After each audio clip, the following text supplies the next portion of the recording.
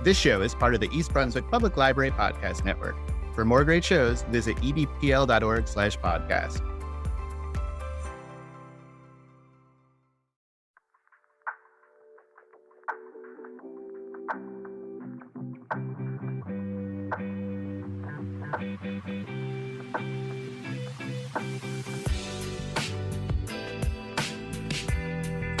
Hello and welcome to Cooking Through the Collection.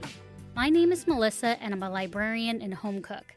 I do a lot of research when wanting to expand my repertoire of cooking, and so I've challenged myself to walk through the stacks of my library's cookbook collection and grab things I've never tried before. So let's see what new challenge I've selected this week.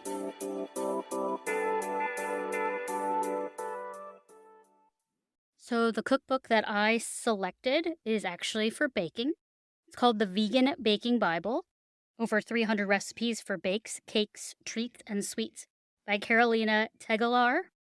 It is a hefty book, but after going through it, I really appreciate it.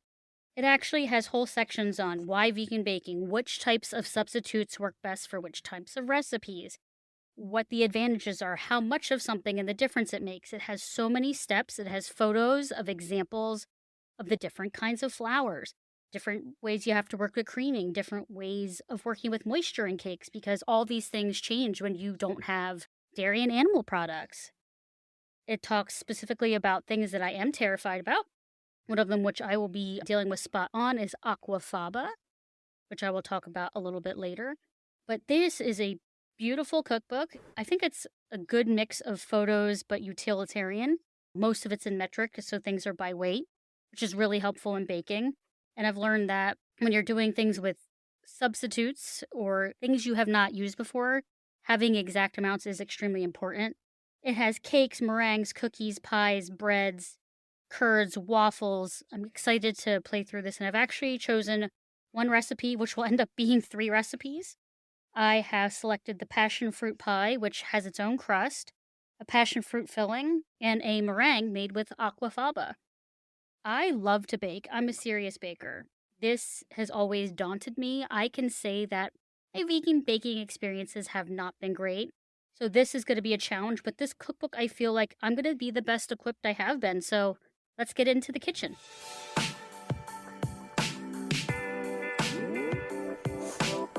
So today we're making passion fruit pie on page 410. It's one of these recipes that's actually multiple recipes. So I'll be working on it throughout the day. The first part is the pastry case, which I'm guessing is the crust. Interesting the way that it's explained that way. So I'm looking through the ingredients. There's plain flour, which is all-purpose flour, salt, sugar, margarine diced, and 2 to 4 tablespoons of ice cold water. It turns out that I don't have any ice cubes today, so I've actually poured out some water into a container and put it on our covered porch. Hopefully it will be cold enough. One of these things that I remember, I haven't worked with margarine in a very long time. I found one that was one of the recommended ones. It also doesn't have avocado in it. I am fatally allergic, so we're not going to do that. So the one I found, it says great for baking, is Earth Balance Vegan Buttery Sticks. 78% vegetable oil spread. And it says I'm going to need 150 grams. So the first thing I'm going to do is change my digital scale to metric. It looks like this is 112. So I'm going to need to cut a piece. 145. Oh, that was so close. A little bit more. 150 grams. So I'm going to put the margarine back in.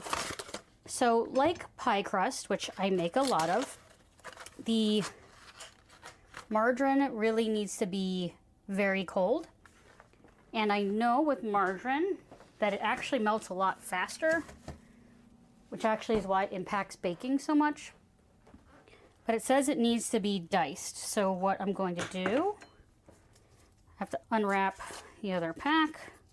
I try to keep the butter, or when I'm using solid fats, in their original packaging when I'm cutting, because it means I don't have to clean the cutting board again. So I try to keep it on the paper so I don't have to scrub as much on the cutting board.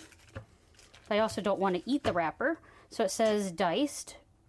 I do the same thing with butter when I make pie crust, so this makes sense. It's easier to, what they call, cut into the flour, so you can get a more even distribution. Oop.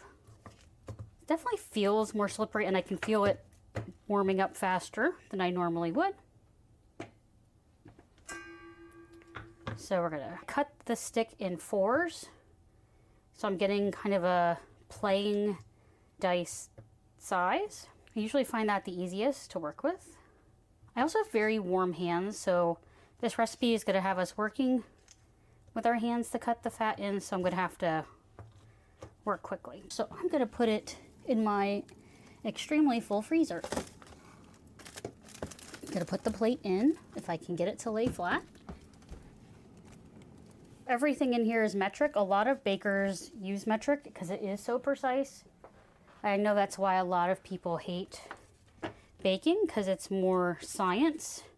But then you get to have some creativity at certain points, once you know the basics. Mix the flour, salt, and sugar in a bowl. So I have a metal bowl.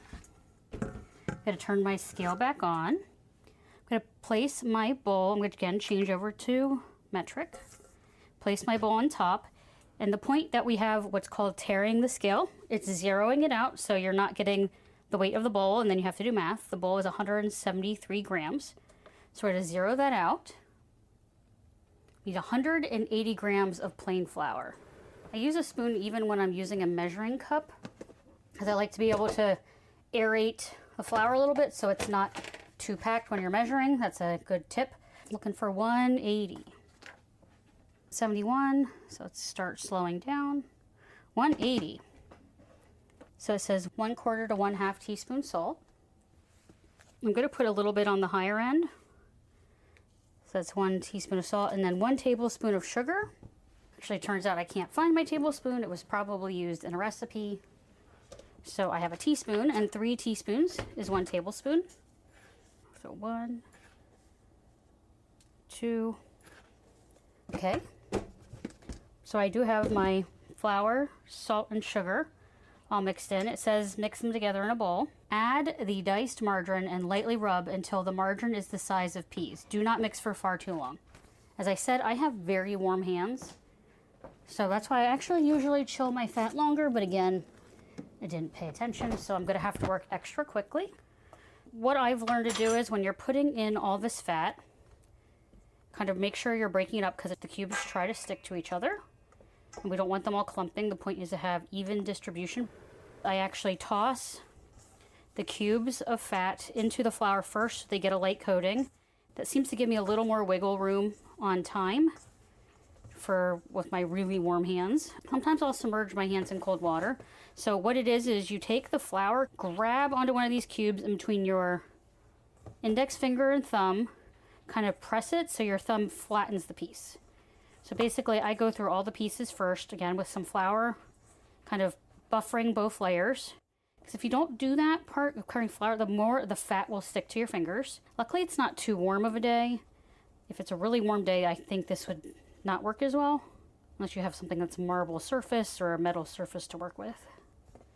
There were lots of different types of margarine and vegan spreads at the store. The really great forward in this book mentioned kind of the things to look for when you're looking for these products. The funny thing is I found all of my products at Walmart. I don't usually shop at Walmart, especially for groceries. That's not where I go. But it actually had all the vegan products compared to some of the other stores, at least the ones that I'm not allergic to. I even got the passion fruit chunks in the freezer section there. So shout out to Walmart to having more of the vegan options. As I make the pieces smaller, it said pea-sized. Kind of think of a garden pea. I'm trying to work quickly. I'm also trying to work with one hand. I would normally work with two, but since I gotta handle the tech here, I don't want flour all over my microphones, because that would be a nightmare to clean. I'm gonna keep working on this, and I'll be right back. So I am back. I ended up using both hands because I just wanted to get done faster, because the longer it sits out, the warmer it gets. So I'm going onto my closed off porch and getting my water. Ice water is better. Sometimes I even store the water in the freezer with the ice in it, but no ice, as I said today. So everything, there are pieces that are size of peas. It doesn't have to be perfect. The different pea size bits are how you get a more flaky crust. It says then add 1 tablespoon at a time until you have a smooth dough. Again, as I have a teaspoon measure, I got to use 3 teaspoons to equal a tablespoon. So that's 1. I use the same spoon I used earlier to measure the flour because, again, lazy. So I can see it start coming together a little bit. Definitely going to be needing more today. It's not as humid. It's actually a pretty cold day. We are starting to go into the warmer season. So this is tablespoon number 2. It's definitely coming together more. The thing I've learned about pie crust is you don't want to overwork it, and 2, you do not want to put too much liquid in it because when it hydrates, it will get sticky. So this is now going to be tablespoon number 3. It said 2 to 4, so we'll see. So again, this one is a little bit more by feel out of some of the baking things. It's definitely starting to come together. I'm going to admit, the pie crust that I make in the food processor because I have to make so many crusts and I have to work so quickly. So actually, I'm going to put that last tablespoon in. 3 teaspoons. And it says smooth dough. So once I get this kind of incorporated in with my spoon, I am going to switch to my hand, kind of lightly toss it to see if there's any more water it needs to be incorporated. And then I start lightly squeezing it together in the bowl, kind of like meatloaf, except definitely not meatloaf, especially in vegan baking, but I want to kind of come together. You want it to not be too wet. I can definitely tell the difference in this compared to butter. It is definitely softer, so we'll see how that impacts it while it rests. So I'm going to pull out a container. What I normally do actually is wrap it in plastic wrap to kind of give it a little bit of pressure, but since it says a container, I'm going to do the container. If I can find the lid. Does anyone else have this lid drama situation here? So I can't find the lid for one of the round ones, so we're going to go for one of the rectangular. So I'm just going to push it out a little bit. What I've also learned is having it at least partially flattened when it's time to roll or press it out definitely gives some help. It doesn't say to do that in the recipe, but I know how this works. And since I know I'm going to have to work faster, I'd rather do that. So put it in the container, and I'll be back in a few hours. As I said, this is one of those recipes that's multiple, and so I'll see you guys in a little bit. So we're at the 2-hour mark.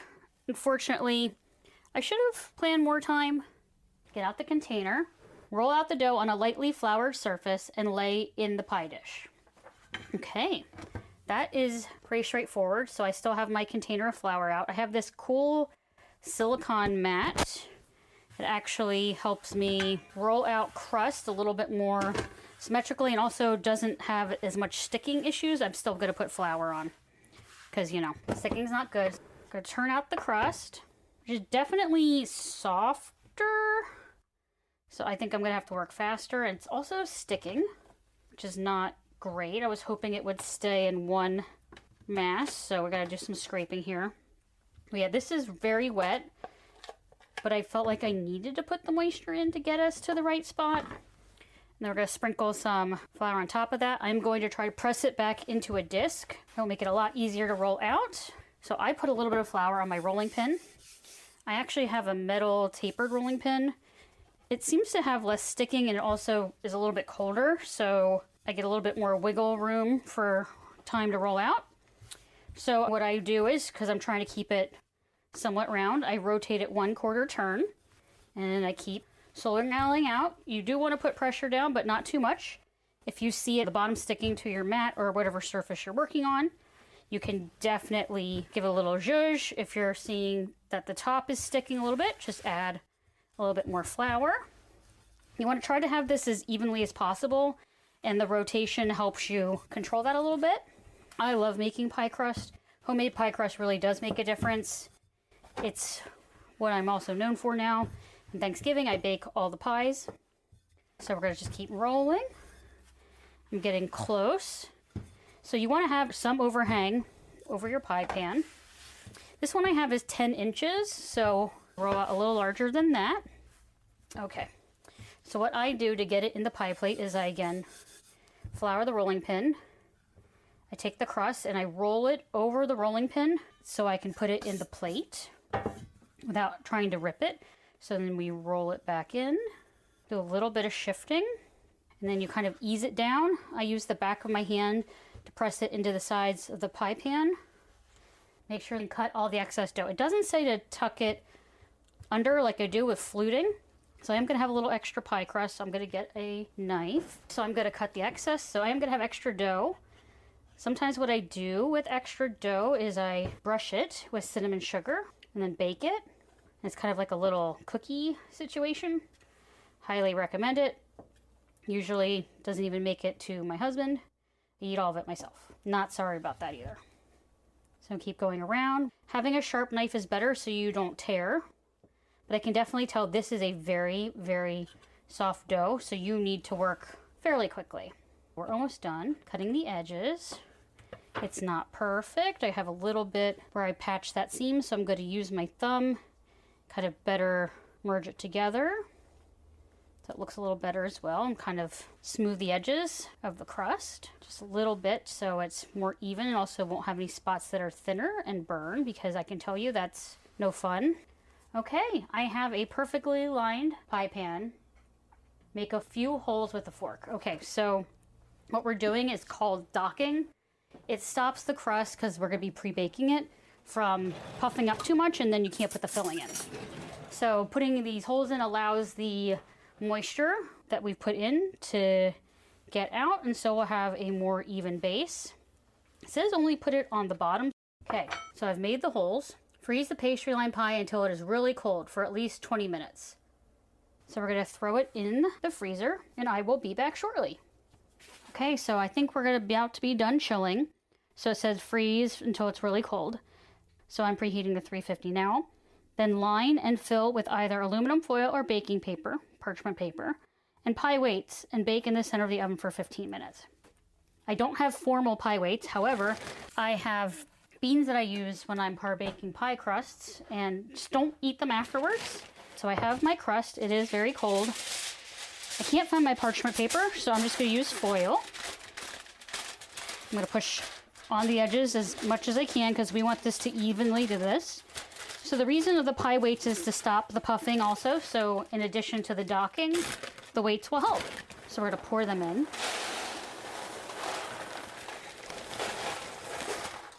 I try to spread them evenly weight-wise, so they're pushing on all the edges, because the foil sometimes will give a crinkle. So I'm pushing them down. And then how long are we going to bake it? We're going to do 15 minutes, and then we'll pull the foil and the beans out.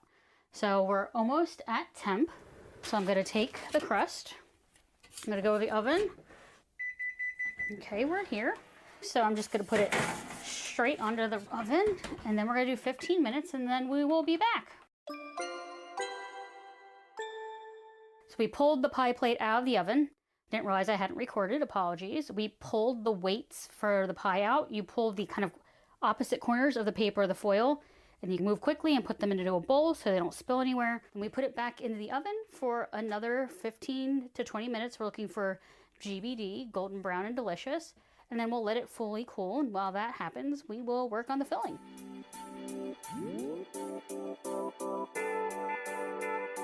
I was first able to taste passion fruit at culinary school. It was used a lot in pastries. It has this bright, super tart, astringent flavor that's similar to citrus, but different. It kind of evokes those same feelings on your taste buds. I got to taste it a little bit more when I was in Hawaii. It's called lilikoi there. It's used in a lot of mousses and ices because it really has that refreshing quality. So if you like a really tart dessert, this will definitely be an ingredient for you. I am back. The crust has cooled, so let us make some passion fruit filling. 250 grams passion fruit pulp with seeds. Unfortunately, I could not find fresh passion fruit. I've seen the Fruta pulp brand in the freezer section. I think it's Goya. I didn't see that, so I went with what this is called an all-natural 100% fruit passion fruit snack size pieces. And when I opened it, there are no seeds. So we're not going to have any of that, because it says strain the seeds out of the passion fruit pulp and keep them in the fridge if you want to stir them in once the filling has been made. If the seeds remain, you cannot mix it properly and it's difficult to get it really smooth. I can tell you that passion fruit seeds do kind of have a crunchy texture, and it would make it hard for a custard-like thing, which is what we're making. So it's going to say we're going to heat the passion fruit pulp, sugar, cream, cornstarch, flour in a large saucepan. So I have a large saucepan, and because again everything is by metric, I'm pulling out my scale. And I'm actually going to put everything directly in the pot, because I can go on back to metric, put my pot on, zero it out. So passion fruit pulp, 250 grams. Let's make not too much of a mess of the pulp. That completely liquefied. There wasn't even much pulp in there. I should have known better with the frozen, but we'll make it work. So we know we had it at 250, so we're going to zero it out again. And that's going to be 180 grams of sugar. I feel like that's not a lot, so I'm going to work with a spoon again. We're at 172, 76. There we go, 81. A little bit over, but 100 milliliters of cream. This one, researching, I found very fascinating. There's tons of milk substitutes. Cream is a whole other thing. So again, only at Walmart did I find Country Crock Plant Cream, heavy whipping cream alternative, dairy-free. It's lentil protein, oils, cornstarch, lots of other things for thickening. It says we need 100 milliliters of cream. It's got a little pull tab. So again, we're going to zero out, and we're going to move very slowly, because I don't trust myself. 100 milliliters. I'm going to pour very slowly. 83, 85, 87, 89, 100. The cool thing about this container is it seals shut. It's not one of the ones that you have to cut the corners. So that makes me happy. So I can actually close it back up. I don't know what exactly I'll use. So it said passion fruit pulp, sugar, cream, cornstarch, flour, and salt all at the same time. Okay. So 30 grams of cornstarch. I use cornstarch a lot as my thickener. It doesn't, like flour, require to have so much cooking out time. So I find that to be less stressful. This is what I'm guessing we're using instead of, because this is really custard, for the egg kind of quality of it to thicken. 30 grams of cornstarch. So again, I zeroed out, and we're going to very slowly put it in. Okay, 30 grams. 30 grams of plain flour. So again, all purpose. Again, zero. We're at 20, 30 grams. Okay. And then a pinch of salt. So we'll take that, pinch of salt. So let's wipe down a little bit. Take the pot off of the scale, wipe the scale down. It's got a little bit of cornstarch and sugar on it. Power it off. This OXO scale, use it for so many things. Not sponsored, but it's definitely been the highest quality scale I've had. It's the one that's lasted the longest. So spending a little bit of extra money is definitely worth it. Heat the passion fruit pulp, sugar, cream, cornstarch, flour, and salt in a saucepan. The cream, it may split, but will come together again while the filling thickens. So it doesn't say what temp, so I'm going to start at 4 on my stove. And since I know this is going to come out more like a custard, I am going to use a silicone spatula, because I don't have to worry about the temp on it. So while we heat up, I'm going to try to mix in. Maybe I should whisk it. It doesn't say whisk, but I feel like maybe I should whisk this. Well, let me get started. Then maybe I'll switch to a whisk. So making sure I get everything off the sides. Yeah, I've decided I'm going to switch to whisk. I feel like that's going to work out better for me, because as you know, lumps in puddings and custards are kind of gross. So let's not do that. So let's start whisking. It does say the cream may split, but will come together again while the filling thickens. So we'll see what that means. It does kind of look curdled, so I'm thankful they told me that, because there's no way I would think I completely messed up here. I'm also a little worried I didn't get all the flour and cornstarch in. It doesn't give a temperature for thickening, because usually with custard you get it at this temperature or coats the back of the spoon. It does not say anything. It's bring to a boil.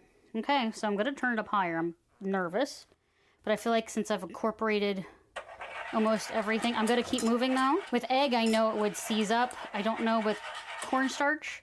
The only thing I know is cornstarch is usually activated by boiling, so that makes sense to get it up to there. I hope I got all the lumps out, because that would be pretty gross if I didn't. I'm actually reading ahead, and I'm gonna need more margarine, so I need to get that out of the fridge. Another 150 grams. Okay, so that's at 140. So a little bit more. 150, haha. Getting better at measuring this stuff. So let's try to read a little bit further on than we did. Luckily it worked out, but didn't read quite far enough in advance. So we're gonna wait for this to thicken, and then we'll be at our next step. So thinking about this recipe, this is actually in the curd family. I don't know if you guys have ever had lemon curd. That's usually lots of lemon juice, a lot of butter, thickens slowly. It kind of gets in this lovely jammy thing that you can put on biscuits or scones or a matter of any yummy things. They also make, if you have pre-made curd, you can make them quickly into a lovely lemon bar. So thinking about it with this adding the margarine in after this comes to a boil, definitely think it's going to come to that quality. I'm waiting for it to come to a boil until the mixture is thickened properly. I feel like that's going to be hard for me to gauge, so I'm just going to watch it. I've turned up the stove to 7. I'm going to keep it moving because I know that could definitely be a problem. Though since there's no protein in quite the same way, it probably won't coagulate and scramble, but I don't know what it'll do. What I do know is if you over boil cornstarch, it will actually break its thickening agent and you have to do it again. By that time you really will taste the cornstarch and it does impact the flavor, so let's avoid doing that. We are not at boil yet, but we're getting close. We're very steamy. I do see some little tiny bits of cornstarch, but I'm hoping with the blending step that they'll go away. I don't think I can fish them out. I think we're past that point. I don't know, it could be cornstarch, it could be flour, but I think it's cornstarch. So we're not at thickening yet, but I think we're close to a light bubble.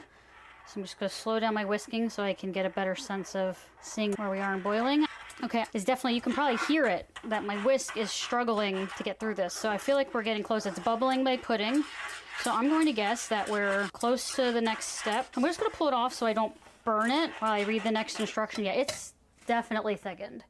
Thick filling. Stir or mix using a hand blender without lifting the head, so you do not mix air into the filling until the margarine is completely melted. Okay, as I had said before, I'm turning the temperature down. I still have the pot off because it says we want to cut up the margarine and put it in and then use a hand mixer. So I'm gonna just try to get everything broken up in pieces because it's kind of a half stick. So I want to make sure we're not trying to incorporate a whole stick because I don't think that's gonna go well. Kind of cut it, plop it in. Obviously don't want paper in it. That would be not great. So we're almost get it all in. One more kind of piece. And it says use a hand immersion blender. I have one. It does have a suggested alternative if you do not. What I use in a hand immersion blender the most for is if you're doing a soup and you want it to be really creamy. It works really well when you have a hot pan of liquid and you don't want to transfer it in a blender or something. It really does make a different texture. So luckily I already have one, but I'm washing my hands because the margarine is slippery and I do not want to slip using an appliance, even though this one I'm not likely to hurt myself, but as you never know. So the blender, sometimes called a stick blender or a hand blender, I find them very helpful for things. What did it say? Keeping the head in. So the reason you want to keep it in is so it doesn't splash. Ooh. So we're going to put it in, down, and we're going to blend. Definitely trying to incorporate as much as possible. The margarine is kind of melting quickly on the sides, but I'm trying to get it incorporated in. And it specifically in the recipe said you don't want air in it, because I'm guessing you want it really thick, so it's still not homogeneous, so let's keep going. There's still some margarine bits. And it's interesting, you can see where it's floating and it hasn't mixed in because it's a different texture, so we'll just keep going around. And as I said, keep the head down so you don't burn yourself, because I burned myself the last time, so let's not do that again, right? This is looking very smooth. It does kind of look like lemon curd, and I know that you can make passion fruit curd, so I guess that's really working. So it's interesting. Definitely acting like it's not completely blended smoothly because I see the fat. Ooh, yep, see I lifted it, made a mess. That looks lovely. So let's tap it off to try to get the end. And what you do is you can release the blade usually from the motor. So let's do that very carefully. And glad I had that spatula from earlier. I'm going to wipe it because it does have a little bit of cornstarch on it. We don't want to introduce that into our lovely thickened filling. There we go. Passion fruit filling. Trying to get it out of the blender blade, which I've disconnected so I don't have to worry about it going off. We don't want a small motor attacking me.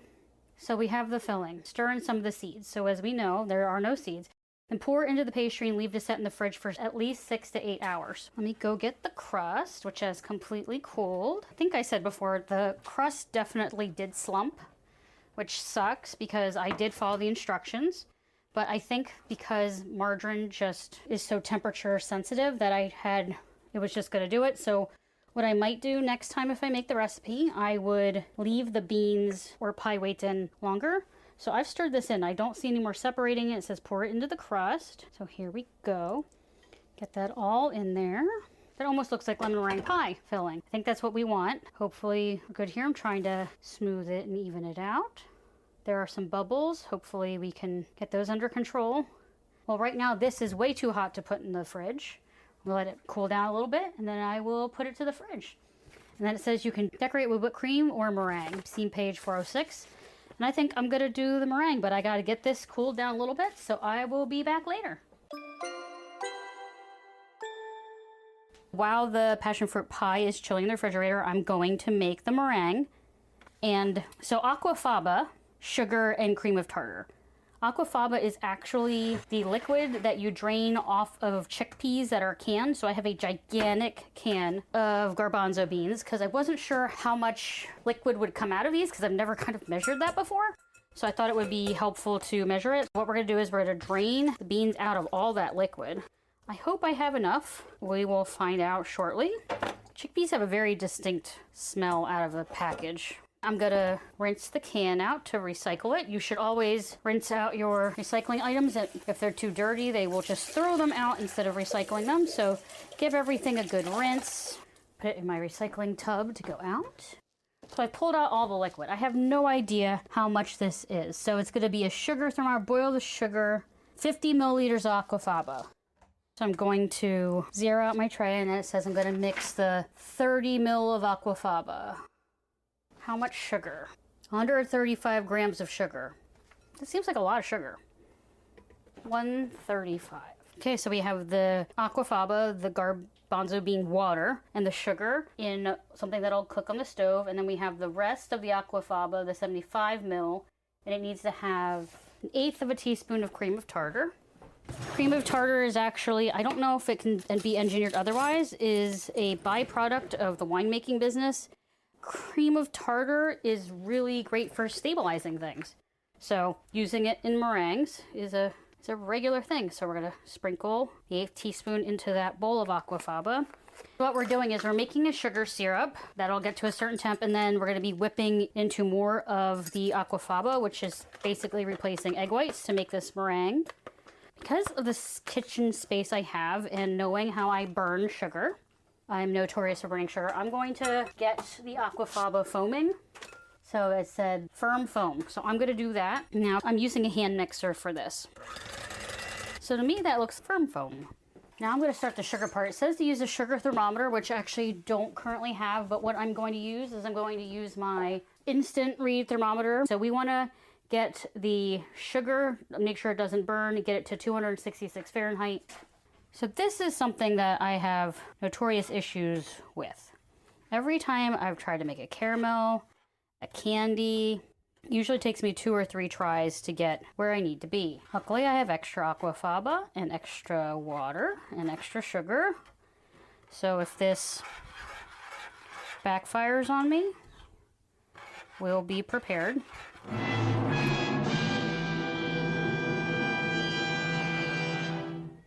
And I burned it. Damn it! Why did I know I was gonna do that? So as I thought might happen, it started to foam, it seemed fine, then all of a sudden it burnt. So we're gonna, luckily I have enough liquid, so we will just do it again. But I'm very frustrated. I don't know why I struggle so much with this. So again, metric, we're gonna go back to zero it out. the 50 grams, and then we zero that. 135 grams of sugar. Let's try this again. I'm putting it in a taller container this time, so hopefully that will help with the bubbling. But I'm very frustrated with myself. I just cannot boil sugar. I don't know what my problem is, but I clearly have a problem and I haven't figured it out. Let's put it back on the burner and start again. Let me try to wash off the probe thermometer and I'll be right back. Okay, so I think we're there. I'm gonna run the mixer and slowly pour in the sugar. I'm actually gonna switch hands because of the heat. That's looking close. So to know what kind of peak something is, you kind of dip the beater in and pull it up, and if it holds a peak or it looks like a little snow cone, you're good. I think we may have gotten this, but that was a production. So it's gonna spoon or pipe onto the pie. So let's get this pie out. It's been chilling for a while. I put a piece of plastic wrap directly onto the filling because I didn't want to have a film or that gooey bit.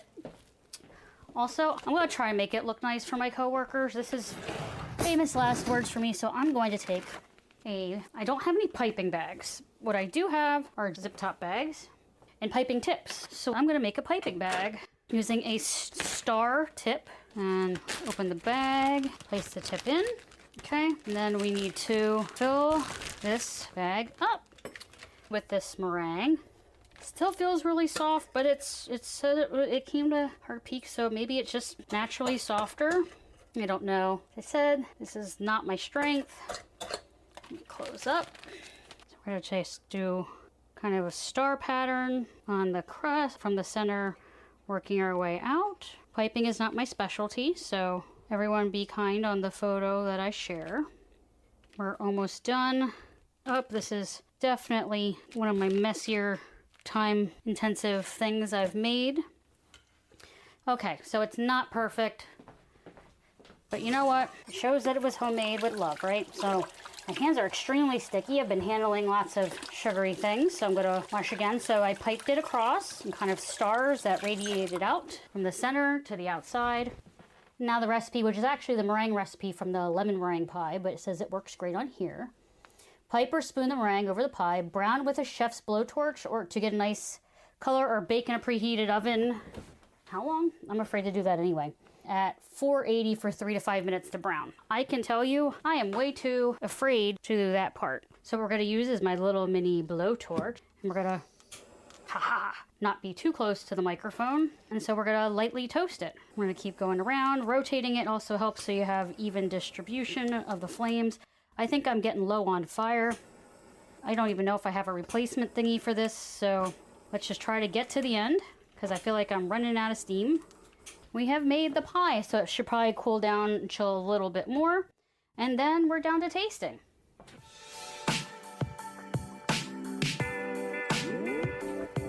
This was an involved recipe, as you know. You were cooking all day. Like, I worked an entire day and you were still cooking when I was done working.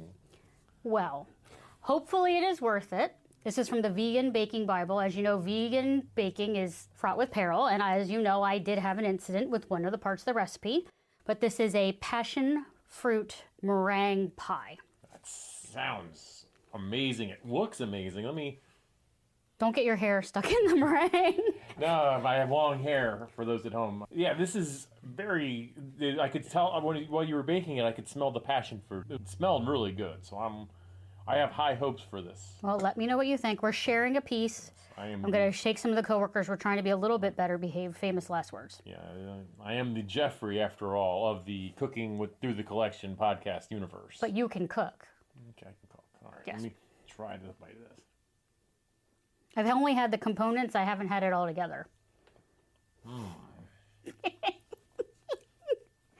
His face was, he just closed his eyes.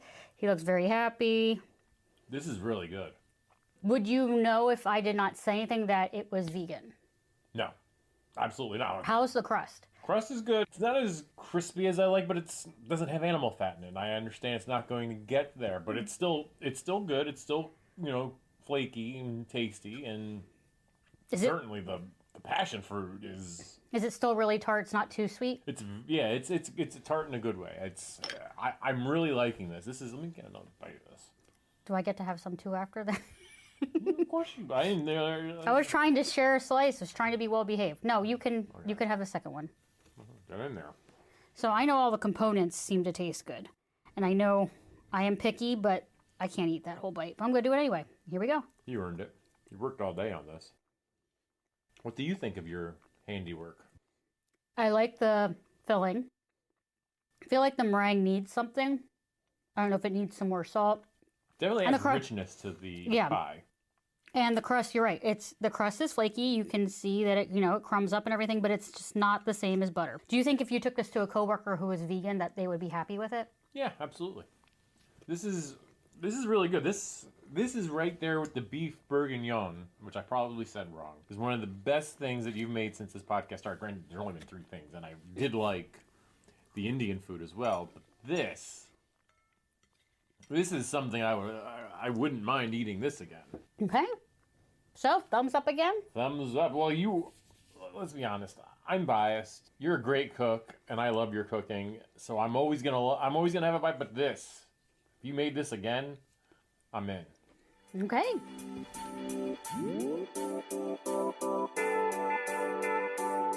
Here are my final thoughts regarding the Vegan Baking Bible through Karolina Tegelaar. This was a great cookbook. I can tell you, when I took the pie to work, one of my coworkers said it was one of the best things I've ever made. And some of my other coworkers wouldn't even be able to talk after eating it. They were just making positive affirmation sounds. So I consider that a huge success, considering that my past vegan baking adventures have been subpar at best. So if I was going to borrow it or buy it, I would buy it. Yes, it's going to be, it's a little bit more substantive. It's a little bit more pricey than some cookbooks are nowadays. But it really is a Bible that has lots of resources about how to make the best choices to be the most successful in vegan baking. So yeah, buy it. Thank you for joining me on Cooking Through the Collection. If you enjoyed this episode, please consider subscribing. You can visit the website for more information at cookthecollectionpod.com. Follow me on Instagram or Facebook, Cook the Collection Pod, or on Twitter at CookCollectPod. Thank you so much for joining me for this episode, and happy cooking.